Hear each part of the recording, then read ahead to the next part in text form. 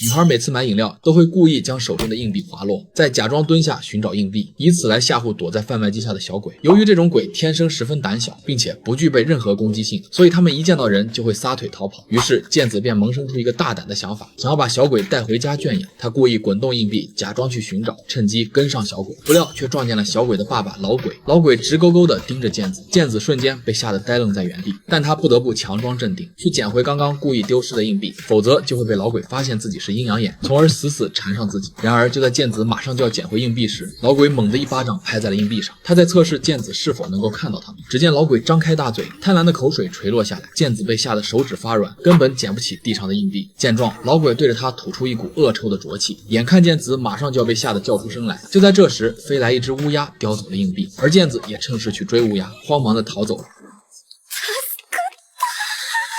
可随着时间的推移，健子的阴阳眼变得越来越严重，甚至就连在家都能看到恐怖的鬼怪趴在饭桌上。而且这次恶鬼还开口说出了人话。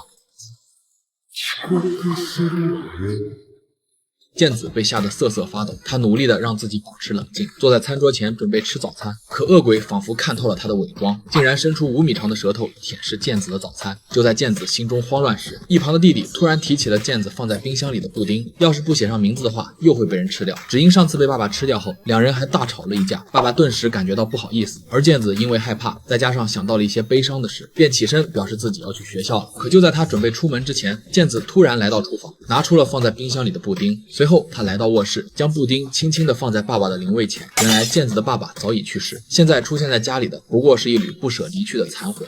ごめんな。去年勝手に食べちゃって、ずっと謝りたかったんだけど、なかなか言い出せなくて、仲直りできないままだったな。健子嘴角微微抽搐，虽然他已经听到了父亲的道歉，但却不能回应父亲，只能默默地对着父亲的遗像说道：行ってきます。以上便是本集的全部内容，接下来再补充一些细节。这个故事的核心是丧亲者无法言说的哀悼，阴阳眼是创伤后心理防线的崩坏，老鬼的恐吓击碎了健子假装正常的壳，悲伤从此入侵餐桌这些日常角落。布丁是残忍而温柔的符号，父亲生前吃掉它引发争吵，那是父女最后一次冲突。死后健子把它放在灵位前，用迟来的给予弥补未完成的告别。他听见道歉却无法回应，这正是哀悼的本质。和解永远在缺席中发生。鬼怪有3重投射，小鬼是可控的烦恼，老鬼是社会凝视，父亲是爱与愧的纠缠，乌鸦偶然叼走硬币，象征命运的仁慈。但真正的出路靠健子用日常仪式镇压永恒的恐惧。他的阴阳眼越重，看到的就越不是怪物，而是自己永远都无法弥补的过去。